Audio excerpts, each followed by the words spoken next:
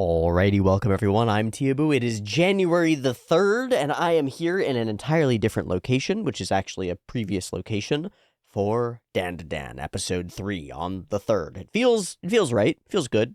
Feels one day late. That's okay. I've been in transit via trains and stuff, and just recovering from that and trying to get my head on straight. And now I actually can sit down in front of the computer and all of my beautiful battle station and stuff and all my things and realize that it feels kind of exactly the same, sort of like sitting down in front of a piece of paper with a pencil. It's the paper and the pencil, and the desk and the chair and the room and everything around you kind of doesn't matter that much. You could put like a lot of effort and money and emphasis into making sure that your location is perfect, and that might have some effect on your output, like what you create, but at some level, it's just you and the thing, isn't it? And at some level, it's just me and the Dandadan. So here we are for more Dandadan, and as you can see from the drawing that I've placed up here, which I'll put the thing of me drawing it in while I talk. Let's try that. We'll try that, and I'll be drawing it here, but I was actually doing that like 10 minutes ago, and I'll just keep talking. We are going to meet this character, finally. We see her in the OP, we know that she exists, we know who she is. She's Ayase Momo's grandmother, and she is a spirit medium, and the reason that Momo believes in ghosts. She's probably legit. She's got the talismans up on her walls and stuff, and they were actually keeping the monsters out, so she's probably legit. And that means she's probably really fucking cool, and that means she's probably going to be like our mentor character, our character who gives us a road forward, a pathway forward. Because fucking Okaroon is dealing with Turbo Baba inside him, and that is a struggle. And our young ISMO has just awakened to her powers as a psychic medium person. And really, we need some guidance because we're just a chaos ball of two crazy kids trying to figure shit out. And we need some guidance. We need somebody who understands this world that we've stepped into because it's a strange, scary, very dangerous world. And we've just sort of escaped these two attacks by the skin of our teeth. We need to be part of something bigger. We need to be like folded into the organization. We need to be like christened or whatever you do when you take us. We need to be knighted as honorary spirit mediums, right? Or like detectives, spirit detectives. That's Yu Yu Hakusho. Spirit adventurers, spirit discoverer. You know what I mean? Like we gotta become something. Right now, we're just two kids who stumbled onto weird powers, but those weird powers enable us to become. And the question is, what? Well, I don't know. Let's go ahead and watch Dandadan episode 3, and we'll go ahead and find out. I've tried to keep this intro, like, shorter because they were kind of getting away from me in the last couple of Dandadans, and I don't want it. I don't want that. Especially with a show that's so fun and energetic and silly. Me spending like 30 minutes in the beginning to talk about blather stuff might not be the best move. Sometimes it's going to be the move because there's going to be stuff that we want to unpack. Sometimes it's going to be the move because this is my medium and I can do whatever the fuck I want with it. But sometimes it's not the move. Sometimes we just want to get right to the episode. So let's get right to the episode and watch Dandadan Season 1, Episode 3. I have downloaded a new version with new subs. I've got the Neodesu subs now, and I hope that they're good. That's all I have to say about it. Somebody recommended them to me. If they seem totally terrible, I'll jump back to the other ones. If not, I'll stick with them. That's it. Thanks for joining me here for episode 3 of Dandadan. I don't know what's coming, and that excites me very much. Let's go ahead and give it a watch. I've got the episode up and ready to go. There will be 2 versions, picture-in-picture in the description, timer on YouTube to count you down, beep beep timer to count you down. Let's go.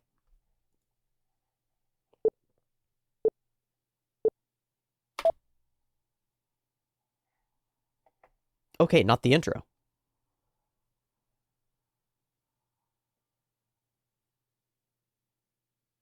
Wait, who's that voice actor? I think that was still...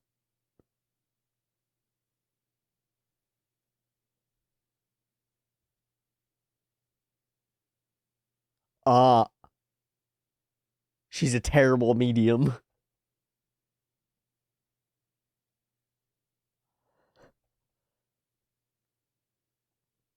Okay, we're flying home. Or are we training home? Or no, we're taxiing home. Santa Dodoria.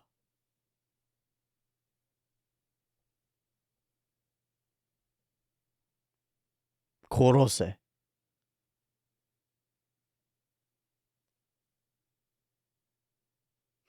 But everybody asks that shit. She's a little fed up, and she's coming home to this.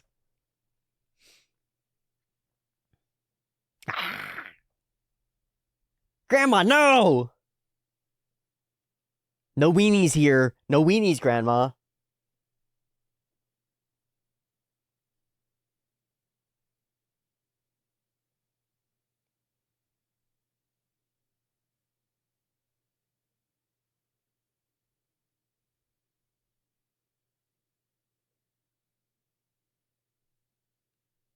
Oh my God.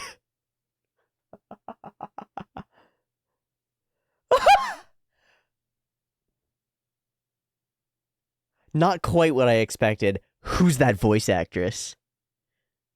Also, the idol at the beginning was still Ocarina's voice actor, right? It sounded like him.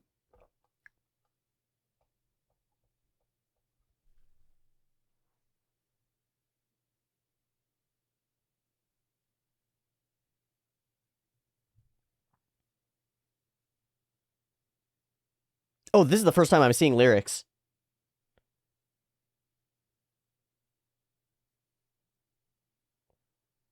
444 she.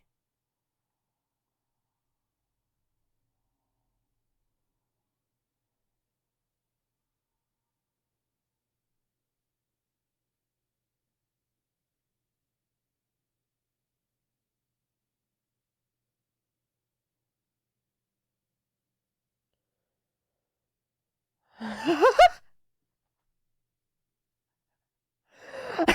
was trying to like intake it and process it. It just overwhelmed me into funny.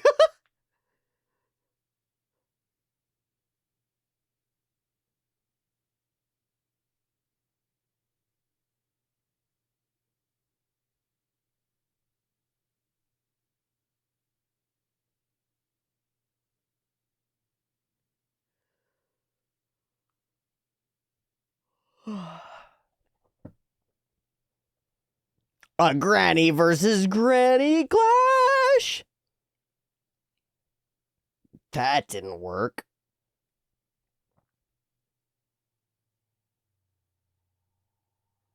Yo so Dory. So she set a trap.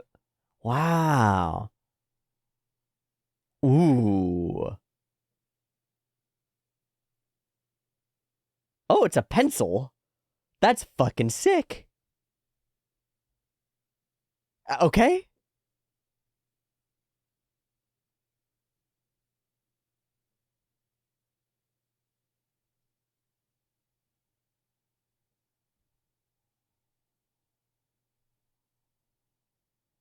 Okay, wait, Momo needs to wake up and tell her not to kill him.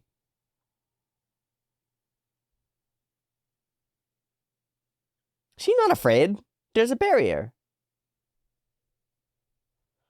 I'm a little afraid.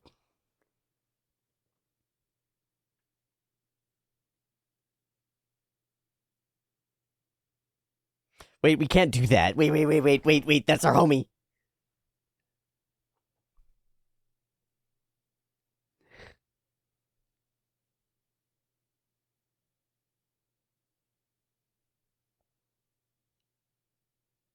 Uh-huh. Uh The smoke that's been going on throughout the whole scene. I wonder if it's part of it.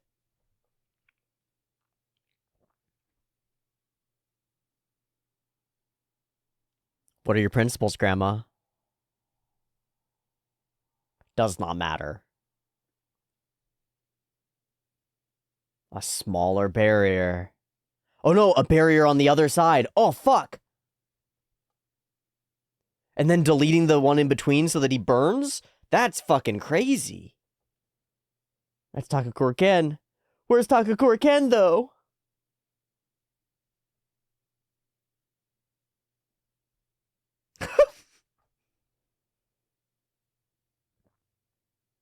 So what about the boy?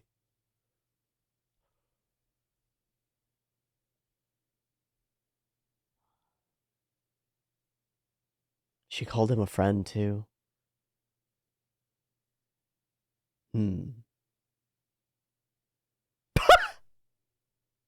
Oh, okay. I thought she was laughing at her. I dig the sexy grandma thing. It's weird, but I love it.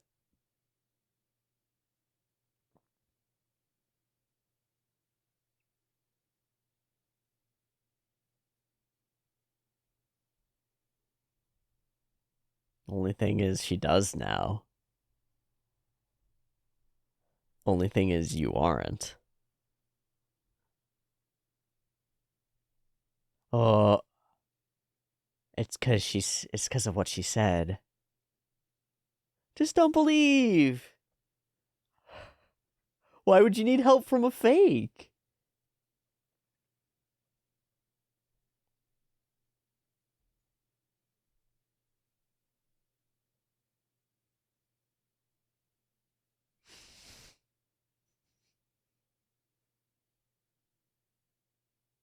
He's in the bath. Oh, okay. Oh, Karune.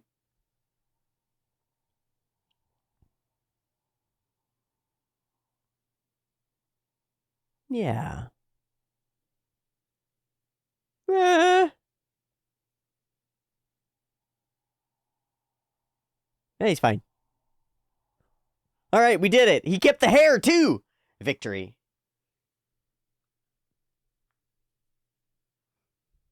Eight? Eight? No, now she's mad at you. Now she's mad at you. All that mad? Eh! Hey! Yeah, it's fine. Yeah. But it's fine. He wasn't a monster 2 days ago. Hmm. Hmm. We need a better way.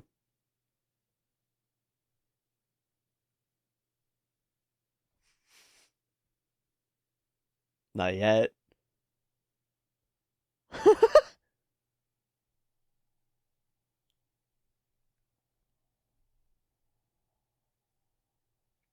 I gotta get that boy's dick bag.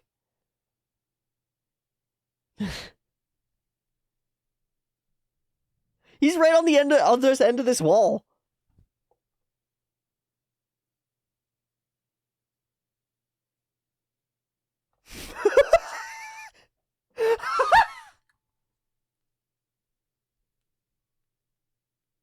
That's too fucking funny. That's too fucking funny.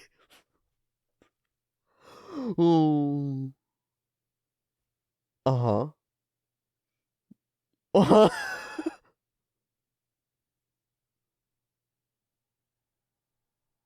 What was that?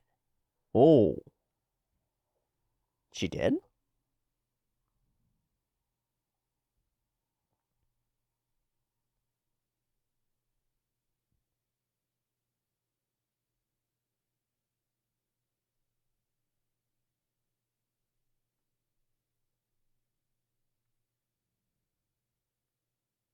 Oh.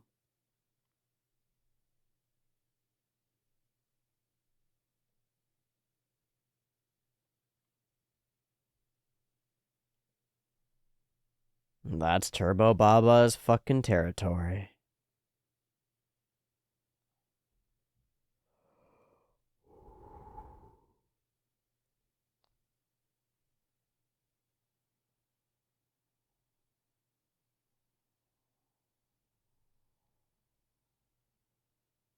Oh.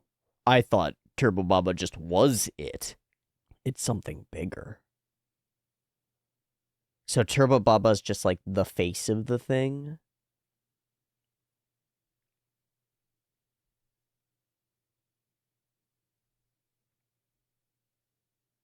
Sacrifice the boy.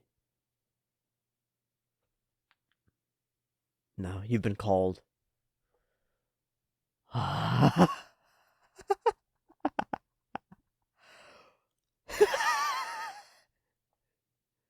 love that, but it's so dumb.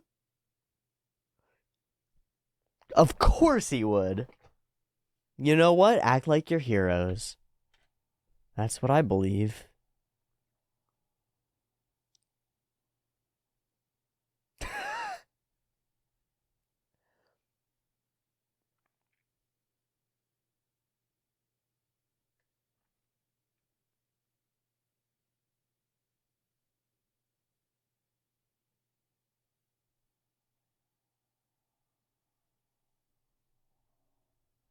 How do you beat it?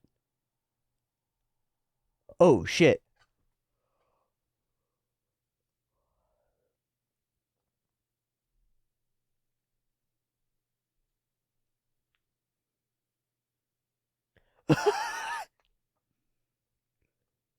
So you got spirit powers?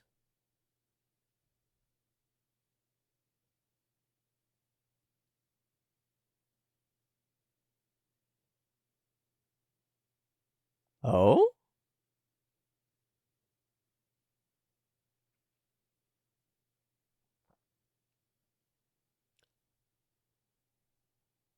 Perfect. Perfect. Our spirit medium is useless outside of the boundaries. That means that we're necessary to go outside them and do things out there. Perfect. I was waiting for that. Because we can't have a powerful entity that can help us. Oh my god.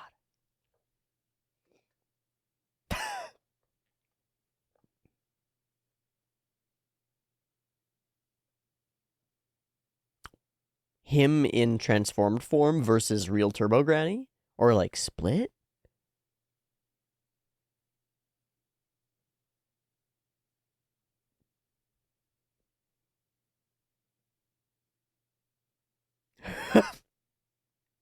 Yeah, Woody!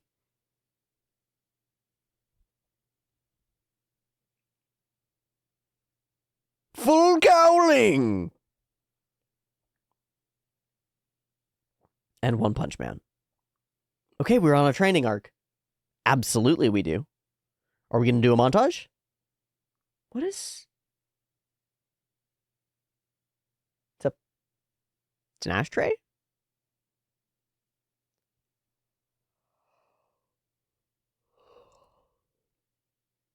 Hi.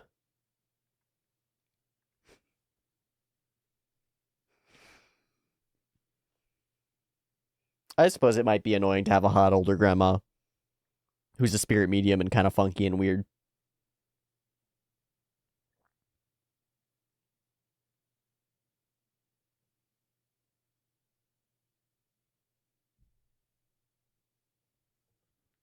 Came up with a plan. Saved us both. Yeah, she's got 2 banked now. Oh. He's just terrified he's going to lose this. No, but I understand it. Sorry, my eyes are leaking.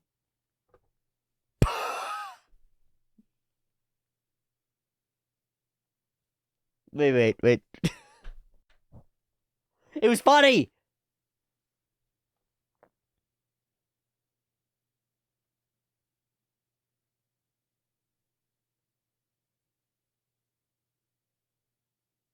Yeah, it might be a pattern. But give him a chance. I think he'll surprise us.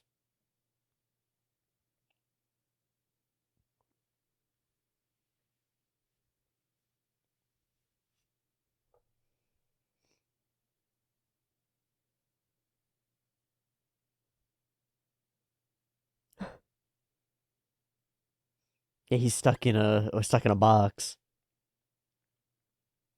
Wait, glasses? Have we seen her in glasses yet?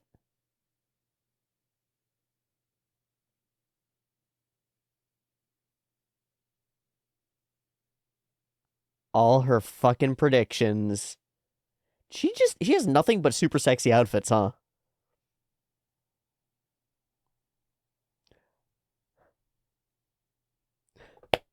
Just loves her bullshit.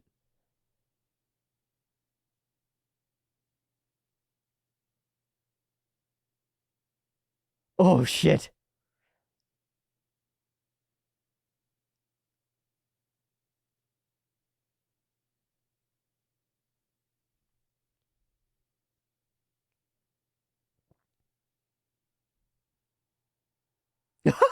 Don't look away!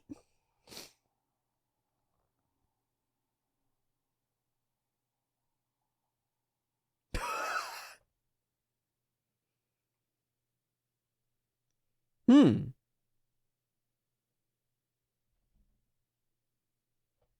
Hmm?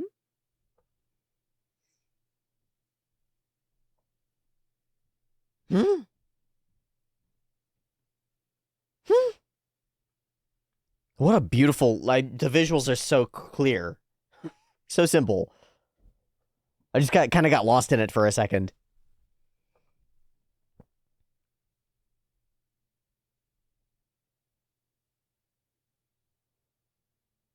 It's unclear. Uh-huh.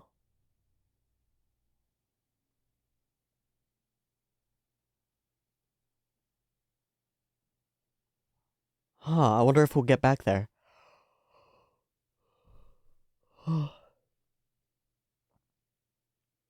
Oh, you could just feel the auras. The vibe. Fuck yeah.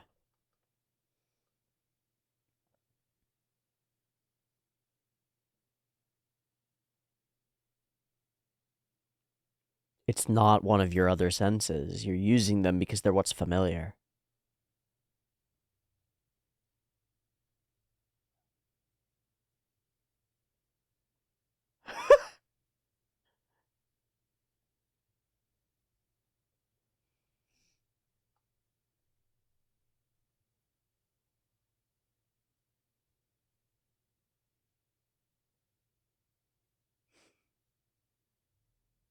He's going.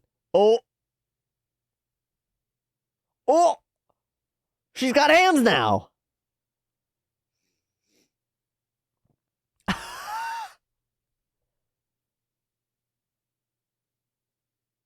What?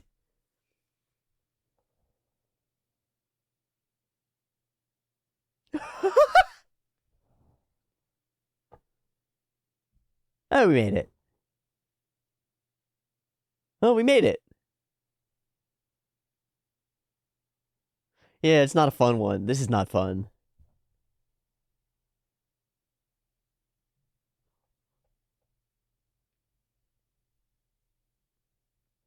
Yeah, how do we get back there?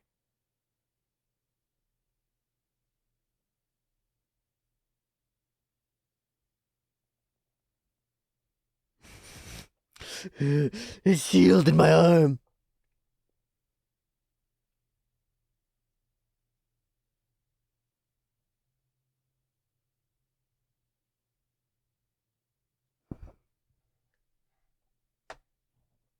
Fuck.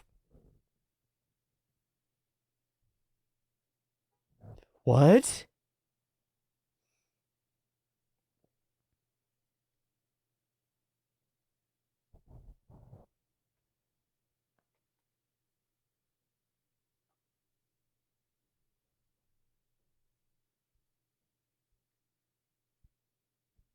Well, shit.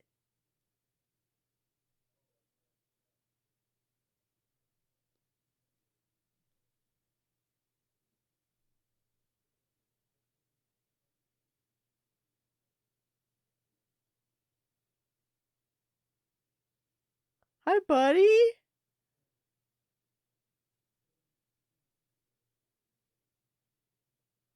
Whoa. Yeah, tell us what just really happened.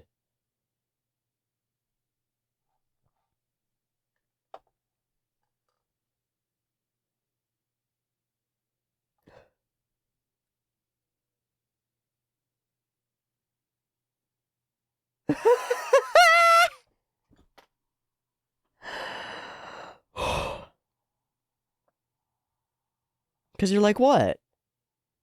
Oh. Yeah, yeah. Just nag, nag, nag, nag. You've always been uppity. You've never listened to me. What? Hmm. All the nagging is cover for connection.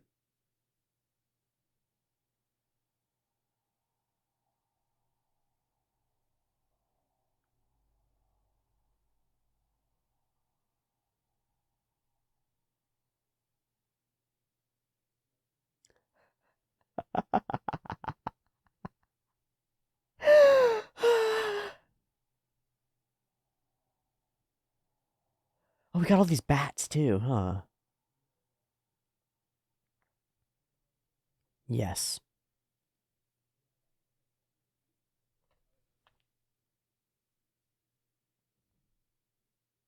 Cool. Glue.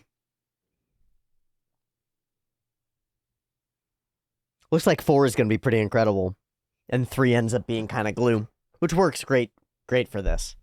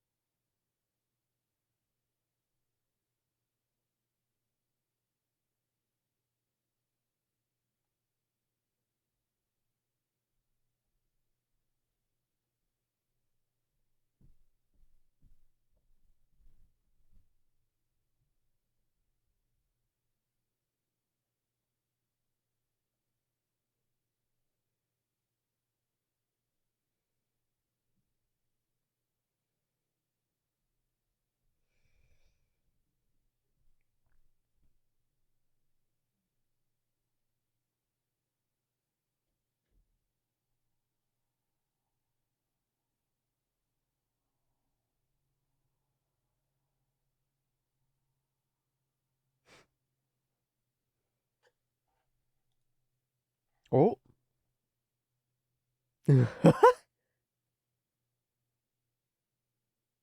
What? They're protective. Oh man, ISA. You were explicitly told by the person you care about that they were a fuck.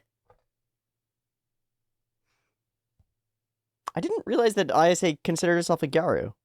I guess that makes sense.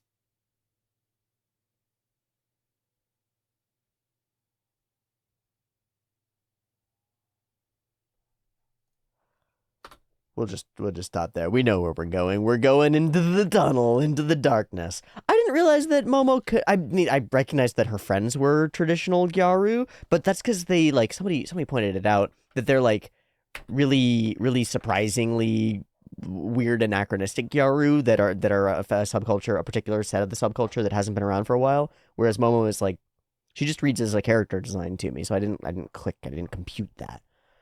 Her grandma definitely reads as a former biker gang member. Like that's with the baseball bat and the big hair and stuff. It all reads that way. And then she reads as though she's a grandma in her like 50s or 60s, but of course she's got the body of a 25-year-old, which is great for anime, but weird. Okay, I gotta get out of the weeds and zoom out for a second. What is this episode? I think this episode is glue, and it's the first chance that we've had to get some glue. Episode 1 is like smash bang. It's a flashbang, right? It's like, and then episode 2 is like the shockwave of the flashbang. It's still insanity happening, and it's still like chaos, running, struggle, 100% all the time. We're on, and like death is threatening us completely. Episode 3, we bring in this powerful character, and it gives us like somewhat of a reprieve in a way. At least from the always on action, it gives us a reprieve and a chance to find things out and reposition almost. And so this episode feels like a lot of that. It feels like a lot of repositioning, and it doesn't feel as Sakuga loaded and energy forward as the first 2 episodes. It's like we're running, sprinting for our lives, running, and then we duck into a like side passage for a sec, go, and then we're gonna be back in it. And this episode is the breathing hard and like catching your breath. That's what this feels like. Is like, okay, where do I go next? Where do I go next? Where do I go next? What's open to me? And there's still all this pressure on because the curse is a thing, but it's finding out where to go next. And so it feels toned back, way toned back from the all in your face insanity of the first couple of episodes, and more like hitting a stride, more like, okay, where do we go next? Reposition. Another way to think about it is like we're sprinting, right? And we stop, plant our foot, and we're looking to change direction really fast. Now where are we going? And then we're going to jump off in that direction. We're going to be sprinting with Turbo Granny. So that ends up working out really well. Okay.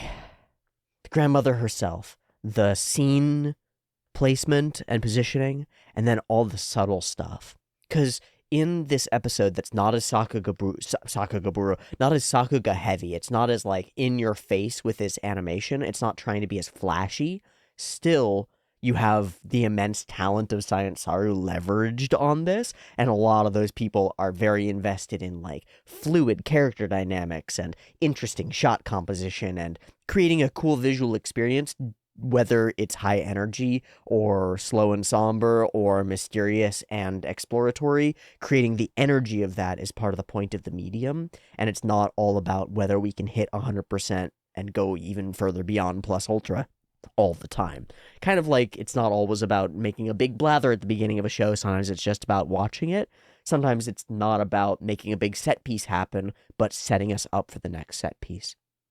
So that's my expectation here, is that this episode is a lull and next episode is a set piece where we battle it out with Turbo Granny and have psychic powers and Okaroon running and all sorts of things going on all at once to make that extravagant and kind of insane and really fun. But to do that really well, we need to set it up, and that's what this episode does. Santa Dodoria sure is something. She sure is, and she's wrong about everything, but only because other people are lying about everything. That's pretty interesting. It serves to make us feel like she's a fake at the beginning a little bit as she goes through, because she like brushes everybody off and does all the things that we would expect from a fake spirit medium, but we know that she's legit because of the barrier and because of Momo, right? We know that these things are real. It's a fun introduction. I think that's the point of it. She very clearly gives no fucks what anybody else thinks. There's a great power to that. It's like the hermit who lives in the woods who gains power from not caring about everyone else. Or, if I were not Alexander, I would wish that I were blank too, Diogenes. Or Diogenes, who gains power from repudiating and all the societal norms. But in a way, that's your only road to power when you're outcast, when you're an outsider, is like to set yourself up as different. So like the behavior pattern, I think, would be the same if she's a fake or real. Because if she's real, she'll get frustrated with everybody trying to treat her like she's fake. But if she's fake, you put up those walls so that people can't get through.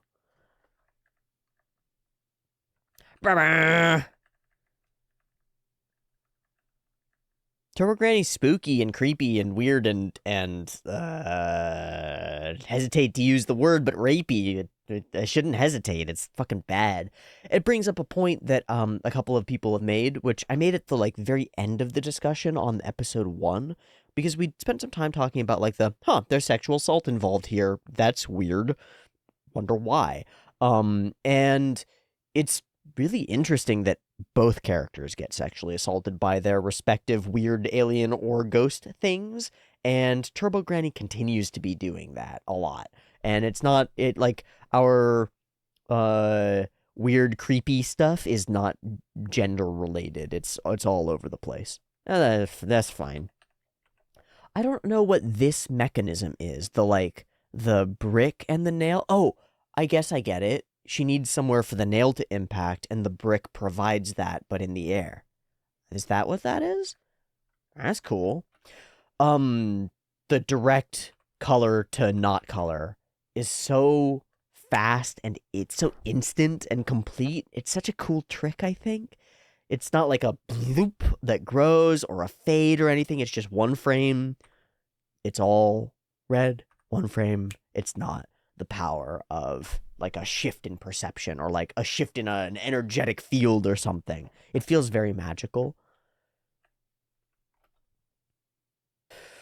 Oh boy.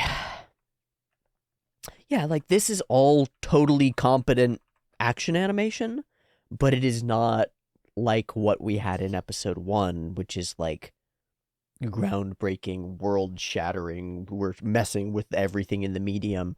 And maybe that's because this isn't world-shattering for her. This is quite under her control. These crazy moves that he makes aren't actually that fucking crazy for her. Blink, blink, blink. Whoosh. No. She's completely calm throughout it. So, yeah. I mean, she's like, oh, you're super fast, but it still worked. Yosei dori da. I love the tricksiness with the barriers. I think it's really cool. It happens a little bit later. She draws a barrier within it and then puts the nail there and then erases that barrier to combine them so that now that's the pain space. And that's freaking cool. The baseball bat is a pencil. There's a frame of that in the OP somewhere that shows that, but I didn't recognize it. I didn't realize that it was real. Huh. What a weird and cool weapon. She's very strange. Like, she's some weird combination of ideas that I don't understand all of them. And it might just be that the author thinks that this is hot. That might be the entire level of thought put into it, is that the author thinks that this is hot. Totally could be. And that's totally fine.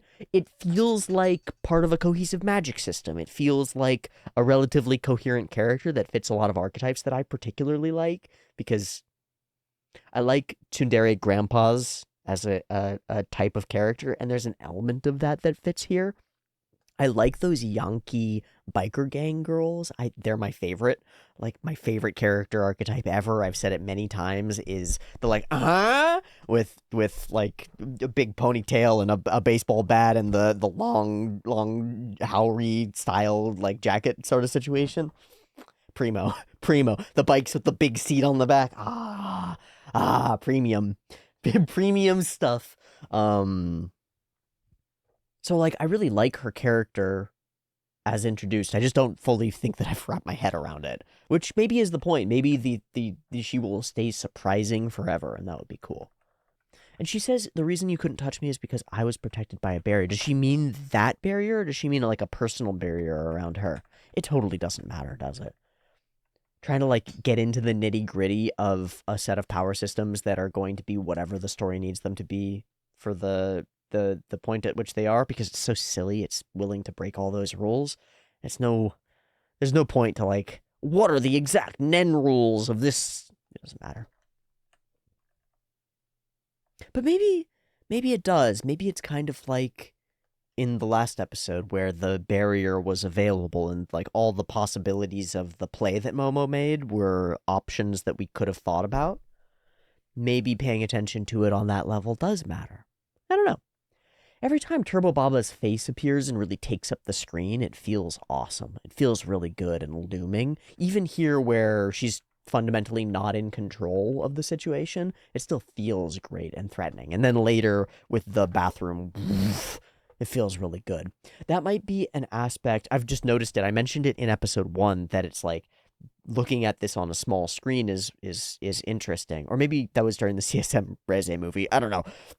I have a much bigger screen now, and there are elements that I think are improved dramatically by that. Like, these big frames are like, oh, whoa, looming. But then there are elements that are maybe detracted from by that, and I'm realizing that maybe for the first time, partly because I have to look at the subtitles and up and there's more space, but also because there's just more ground covered. Things aren't happening in as tight a visual frame. It's really interesting to me. I wonder if there's like an optimal size and distance. There is, because animators and creators are building their shows for a television placed at a certain distance as their like optimal. I don't know. I've never really thought about that. It's kind of weird. It's a piece of the medium that I don't pay attention to very much, is like, how does the screen format that you use impact your viewing experience? It's obvious that a phone is very different from a movie theater, but like a 24-inch screen versus a 32-inch screen, placed far away from you versus close. Huh. I've never thought about that. Probably doesn't matter. Interesting. I I like the writing of this element. It's like super obvious, I think, that she's not actually going to kill Okarun. And yet, the tension of it is like such a, oh no, what's going to happen next kind of a tension. It's like, maybe she will. Maybe she'll do something terrible to him that hurts him a lot. I don't even know where my brain goes for that. It's not exactly logical. Like, I have the distinct impression that when I watched this scene, my thought in the back of my head was, but that's not going to happen because he's the main character. But what a fun tension, and I still feel the tension of it. How do you do that? How do you make us suspend our, like, it's not even a suspension of disbelief. It's like a suspension of belief in the possibility of this threat actually harming the protagonist who needs to survive into the next episode because he's the protagonist. And yet it's still a fun story beat, I think. Maybe it's one of those things where we know that the prince saves the princess and kills the dragon, but we want to see how he gets there. Like, we know that she's not actually going to kill Okarun, but it's intriguing to figure out how and why.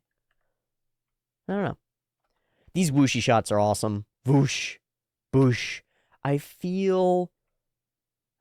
this is trouble that we're running into with Dandadan. There are so many things that are referential that sometimes I'll see a scene and I'll feel like it's referential. It's like, this scene has a vibe that's referential. Like, I feel like this is a direct, potentially frame-by-frame reference to another sequence from maybe American film or from anime, and I will never find it. But I feel like there's a scene that's exactly like this of somebody swinging something at the camera.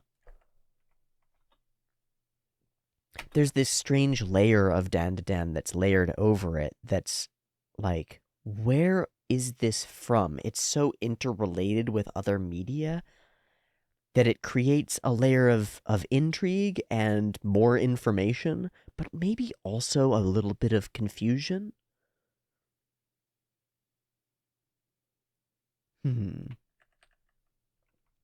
Maybe that's just in my own mind's need to, like, place everything. And if I can divest myself of that, the confusion disappears into just enjoyment. I'm not sure. I love this squiggly style that we do for Turbo Baba sometimes. It's really cool looking. It's like wood-ish. I don't know. This big rotation. Yeah, the spatial setup of this whole sequence between her and Okarun with the ring and the circle and stuff is really cool. Locking our camera into it and warping around. The baseball bat swing, swing, swing, swing. That's some cool sequences. And then there's a lot of emphasis on using the cigarette to create, like, trails around her, to the point that I wondered if she was drawing with the cigarette, like if the smoke was creating a new barrier or some level. It's like, I wonder if there's import to this thing that's given emphasis. But no, it just serves as a streamer that gives more flow to her as she's moving around. It continues to anchor us in space. Oh, it continues to anchor us in space. We're not just a frame going like this, right? As the background swooshes by, we're a person whooshing by and smoke is pulling from our mouth. It's just like hair moving. Just, I've been thinking about this because I've been watching through Avatar The Last Airbender with Seraph at night sometimes. And there are a lot of scenes where the characters will just be sitting completely still, but their hair waves, right? Because they're sitting on top of Appa flying. And it's totally believable. The background moves a little bit, the hair goes woobity, woobity, woobity, and my brain goes, we're flying. Here, it's like her frame goes up and down, she moves around, the background moves behind her, and the smoke trails behind, and I'm like, that's real. That's real. This is 3D space. We're rotating around something. We're looking at a person. It's real. God damn, I love these tricksy visual magicians and their ability to trick my mind into thinking things are real. It's so cool. Clang! Doesn't care. Bakatono! I want to find out what Bakatono is. The idiot Shogun. It's Shimura Ken. A different Ken. Huh. Whoa. It ran for 34 years. Idiot feudal lord. So he's a dumb fool lord. He's a dumb lord with all the paint that makes him look like a fool. Okay, so it's basically the stupid king, right? Or the stupid president. It's political satire, sort of, with just like a character. Okay, that's so fun. Okay, exactly the kind of thing that let's watch Blue Buds that old people would love to watch. Excellent, wonderful, perfect. We're all gonna be watching Bonanza. Koroshita. Oh. Okay. Two things. One, this is really sexy. This gets to me. The shoulders, and she's strong and hot. She's just really hot. Gets to me. The conversation and the snarkiness around, come on, you don't even believe in ghosts. I'm a fake after all. Ah, the tension that builds up between family members is it's so perfect. You don't even believe in what we do. You don't care. You're gonna go off to the big city and be a salary man. You don't care about the farm. It's got that same energy, and it's just perfect.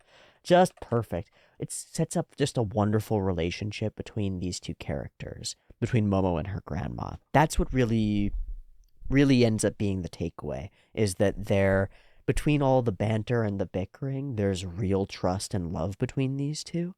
And that's what comes through at the end when she like really embraces her and hugs her. And we know that Momo, like, we don't have parents in the picture. This is her support system, and an effective one. That's the part that that's layered in as well. We see Momo's room, and she's living okay. We see the house. The house is big and provided for well. Whatever a grandma is not able to bring in terms of being literally an emotional parent there in some sense, she is trying to make up for in all sorts of ways. All of these pieces are unsaid. They're just woven into the backgrounds and the locations and stuff. But the fact that this hurts them, that this is the tension between them, and that our story resolves it in some way, is like, I think that's important. The core of the thing. There's a piece of magical storytelling as an idea that's not actually about magic, but it's always about magic. The ability to transmute internally, the ability to like change the world through thought, through changing yourself. And that's a thing that like can be passed on, but often gets rejected until it's understood. It's like you try to teach the next generation that they have the power to do things, and then they kind of don't believe it until they break through and believe it. It's like Grandma was trying to introduce Momo to the real world of spirits and all those things, and couldn't. And there's this tension there. They can't see eye to eye. They're not aligned. And then there's a breakthrough. And suddenly Momo is in it, and it's like, it's not even a question anymore. It's just a struggle for survival. And you go back to the parental figure or the adult figure, and you're like, help. And they go, finally, we get to resolve this tension and all this like space that we've been wasting. I don't know. I don't know where I'm going with that. It feels like it's one relationship played out that's indicative of a lot of relationships. And it's not about magic or anything so much as it is like purpose, meaning, life stuff. I don't fucking know. I like it. It makes me believe in these two. And the subtle hand gestures and moments between them read as like years of conflict around a thing that's kind of regretted and doesn't really matter because it's about fucking whether spirits and stuff exist, but now it matters. Just don't believe. Come on, it's all fake. No, this is legit. Please help. Okay, we get a pretty stellar moment here. I think this might be the standout moment of the episode for me, is she finds out that Okarun is in the shrine, and she runs. Something about Momo's desperation really sells that she actually cares about Okarun. We've grown the belief in that up through till now, but this really sells it. And then playing it out in the background and the like rapid pace montage through, I think is a really good representation of internal thoughts connected to the person that I'm trying to save or like running toward. And it also serves as like dead wife stuff. You know, at the beginning of a movie where the dead wife is like laying in bed with you, and there's angel rays coming in through the window, and the gossamer sheets, and yeah, okay, that yeah, and then we'll cut back to that when you're like running through the trenches trying to get home to the dead wife. It's like, or like the field of wheat in Gladiator, right? Okay, you know what I mean. This feels like that. It's not the same at all, but there's an element of it that's like, that feels like that. It's like, oh, this person that's over there, they could be gone. I need to be connected to them again. This is the connection that I link toward, is his face and his smile and him looking at me, and like the moments that we connected over this dumb thing that's so silly, but now it's not silly. It's like a meaningful thing between us. It's part of the glue of our relationship, right? This scene really sells that to me. It's quite romantic. It's my fault. It's my fault. And he's fine. And then all of that tension, some of the psychology is so fun. All of that tension is like, you're alive and you didn't tell me? I know that that's not the exact frame, but it's like, now the rage is on you. It's very funny. Okay, so glue, right? There's this little action sequence with the ring, the barriers and stuff. Then we're conversing inside the house, and we run out here, and we're conversing out here, and the entire rest of the episode is conversing, with one incursion by Turbo Granny. It's all talking. It's all set up. UFOs don't exist is an amazing gag. Oh yeah, the ashtray thing. What's up with that? Is this like a common thing that people carry around? Is like a portable ashtray? I've never seen one. It's kind of cool. It's a good idea. A modern yokai.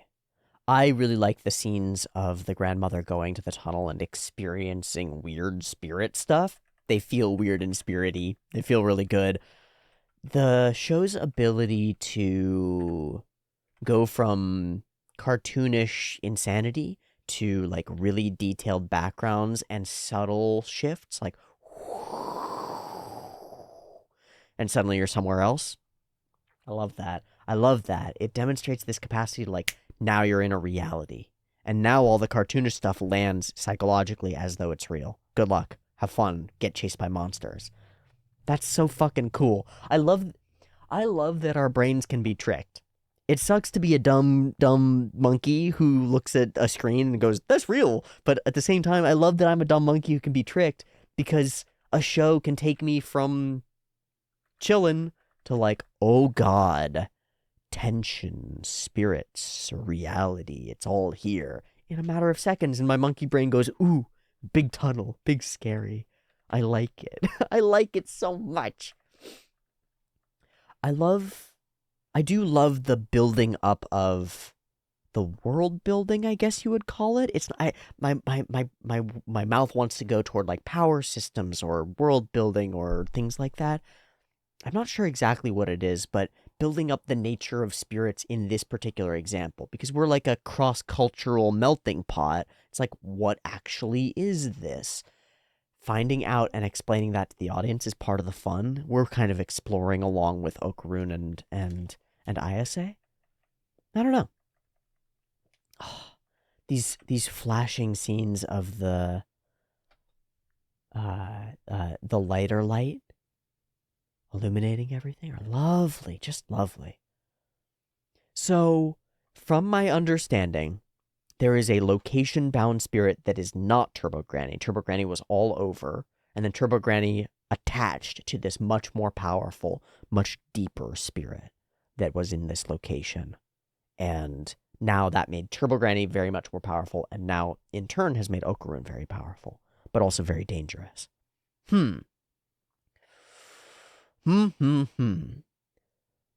Okay, so our goal state is not to free Okarun from this, because that's not actually the story that we're telling. If if this were the story of Ayase Momo, the new spirit medium, that might be the story that we're telling. But it's not. This is the story of Okarun and Ayase becoming a team. And that requires him to retain some weird spirit garbage so that he has powers. You know? Because I guess it could work if he's just the knowledge. He's just the information guy. He's like, I know what that is. It's the Flatwoods monster. That doesn't help you defeat it at all, but yay. It's not what we're going to do here. He's going to retain the face and the voice and all that stuff. He's got to. So how are we going to mix those up? It would be dope if he had, like, a hamster bottle drip feed of unlimited power. If that makes sense. It's like unlimited power, but way too much for the individual human body to take on.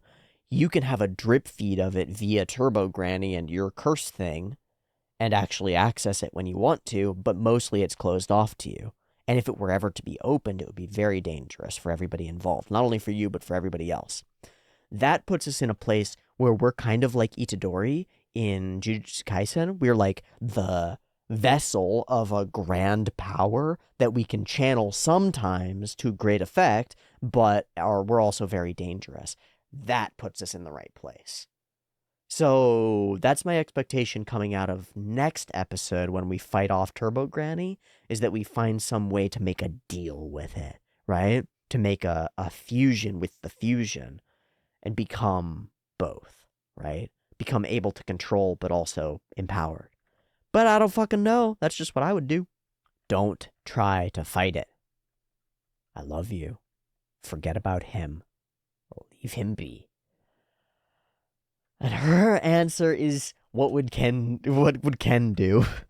And her grandma takes that as, oh, you're confessing your love to him.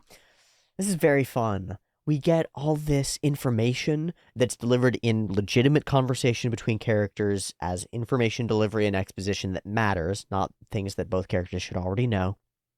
And then it becomes kind of joking. It becomes part of the banter, and we flow back into the thing. It's really well woven together, I think. I like it. Ha ha, I love that kid. Okay, so go play tag. And now we have a planner. We have somebody who has the information and the skills to accomplish all this stuff for us. So why can't she just go and accomplish all this stuff for us? She's limited. She can't leave her little area. Her powers are great within this zone. But outside the zone, we need somebody else. Oh, it's perfect. It's perfect. It's perfect. There could be no better option for a high-powered mentor character who would otherwise be able to Deus Ex and save your ass every time. But what if they can't unless you're at home? Now we have a home base that's safe that we can return to. We have an information gathering point, which is the grandmother herself. We can be like, Grandma, what's this weird thing? And Grandma can be like, well, back in my day, dearies. And be sexy while she does it? Goddamn, fuck. But she can't go along on the missions. We actually need people to go on the missions, and they're us, our main characters, and she can't go. It's perfect. We need each other. She needs us to deal with spirit stuff outside of the little realm. We need her as a home base and information center. It's like a perfect analogy for quality parenthood, a safe place to land, a place to come home to, but not somebody who goes and solves your problems for you. I like it. I like it a lot. And so it's time to train. Push-ups, sit-ups, back extensions, and squats. 5 sets, 100 reps each. Good times. Good stuff. You do that, you're going to get stronger. 100%. Might even become One Punch Man, and your hair will fall out, and you'll become the most powerful hero. Never know. I like what it is that Okarun respects about her. I think it's an important thing. I don't want to gloss over it. Where is his shame? Where does he find, what does he apologize for when he's feeling like ashamed of himself? It's for not thinking of you.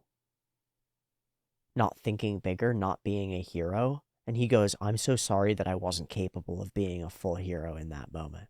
And then But you were different. You're the real deal, dude. You saved me and you defeated the monster, and you didn't have to do both. So next time I'm going to do my best. So please don't be disappointed in me.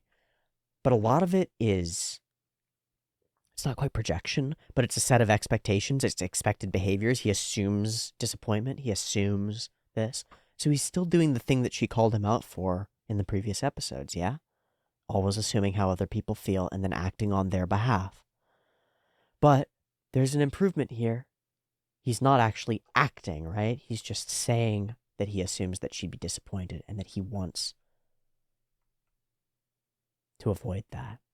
But he does expect that she'll stop being his friend. He's so sweet. He's so sweet. He's so sweet. And, man, it's funny. I wouldn't have understood this a year ago. I wouldn't have understood a year ago. But now that I'm in a relationship, I understand. I understand. It's like, no, I don't think that about you. No, that's really not it, and it's okay. But I understand why you'd think that. Then why did you do this thing? That thing doesn't make sense compared to this thing. You're lying. I know it. Wait, okay. Hold on. It's proof! Proof! I say, proof. The door slam proves it. You left the toilet seat up and that proves it. It proves it. I know it. You were pretty awesome. But kind of dense. Her sweetness matches, you know? There's some real wholesome energy underneath, and I like it a lot. Icy has glasses. Does she wear contacts? Or are they reading glasses? Big question. Not actually big, but Okay, so this ends up being a pretty silly sequence, but it serves to grow Momo's power. You can use it without being attached to sight, which is cool. I like it as a framework. I'm always interested, yeah, we're going to pull back. I'm always interested in powers that kids can do themselves or can like try to emulate. And I'm especially interested in the ones where there's something legitimate to it. There's something like built into it. So here's one.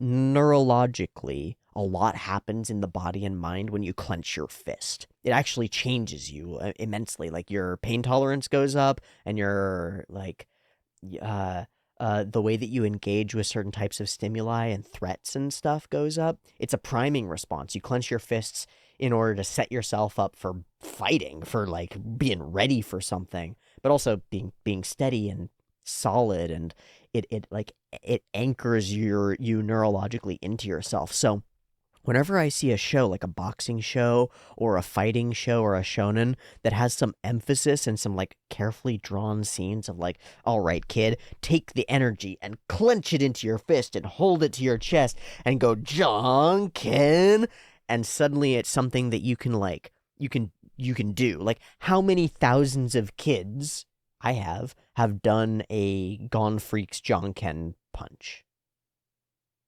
Like, at some point in their life, messing with their friends or something, how many they have done it? I think when you do something like that, you, like, embody the character and you, like, put yourself into their space a little bit. You're, like, play acting through this thing. I think there's something really potent about that. It's cool. It's one of those connections with the medium that I like, and I like there being an opportunity to do stuff like that. And when it has something like the clenched fist in it that matters, that's meaningful, I really like those. So when it's like a kid, a character learns to meditate over the course of their power growth journey, and so does the audience member, so does the reader. They learn to meditate a little bit too. They grow in their understanding of what that might be. There are lots of times when mangaka, through their work, kind of like equip people with tools or worldviews and stuff, and I really like that kind of stuff. This has an element of that to it. It's like this magic power is still bound by everything that you think you know about what you are and who you are. You have to let go of those, like close yourself off and reach out with your other senses. And that is a type of thing that you could do to expand your consciousness a little bit. And I think it's really cool.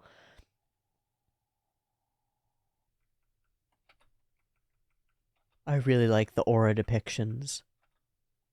The way that the whole like CG background becomes these outlines.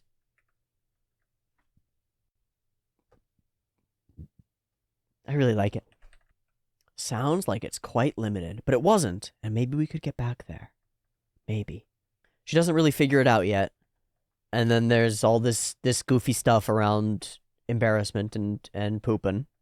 And then she loses control for just an instant. She looks away for just a moment. She's not there yet. Spot colored again. Or like full chromatic, whatever you'd call it. God damn.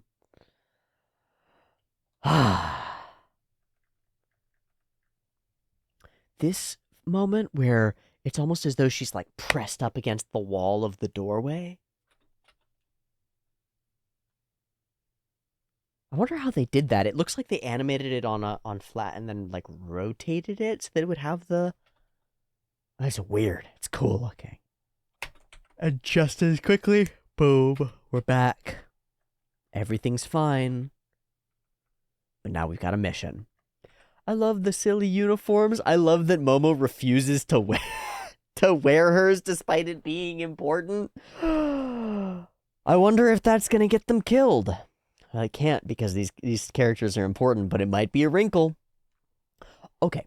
All in all, I really enjoyed this episode. It feels like a dramatic pull back from the incredible insanity of the first couple of episodes, and I think we very much needed that. I am also very much looking forward to next episode being a full explosion of all that insanity again, because I wouldn't want it any other way. That's exactly what I want. I'm going to take a moment to go and look on Sakagaburu, just in case there are any like really interesting cuts that other people found interesting that I didn't clock or didn't catch. Let me go look. Got just a few. Okay. I mean, it's fine. There are some animated... This is cool. Okay, that's fair. This is cool. Okie dokie. Mick McCargo. Oh, that's a Western animator. I like these little scenes of him being goofy. They're just very understated. Okay. The good stuff. Shoop, boop, whoosh. Yeah, the fire is awesome. Okay, Genta Ishimori. Ooh, I do love the spray of... Oh, okay, yeah, I sort of didn't clock that being as cool as it is. That's crazy. Oh! Swing, swing, swing. Okay, we're gonna go look at you, Genta Ishimori. I know I mentioned that I'd probably never be able to find this. Oh, they're all Dandadan stuff from probably future episodes. Aw, okay, well, I'm not gonna click on any of those. Oh, and those scribbly bits here at the end are listed as Ishimori as well. Huh, I really do like this cut quite a bit. More than I thought on first watch. Yeah, that's cool. Okay, Daiki Kato. Oh, this is the... Yeah, the spatial stuff on that portion is really neat. Clink, clink, clink, clink. Foop. And then some more. Come on. Awesome. But this, the nail rotating down. Oh, yeah, that's neat. That's neat. Okay, some really lovely little cuts, but I do think most of the episode is what I would call glue, is stuff that links things together, that gives us information, that introduces characters and new situations. We're heading into hell of a situation for next episode, though. Our characters, one of them in traditional battle garb, bulletproof, and one of them dressed like a hot gyaru, being cool. And maybe that's what she needs for her spirit powers to flow. Honestly, pop off, Momo. Do what you need to do. I think this was an enjoyable episode of Dandadan. Doesn't reach the highs of the last couple episodes, and that's maybe for the best. Thanks for watching it along with me. I'll see you next week for more. Much love. Peace.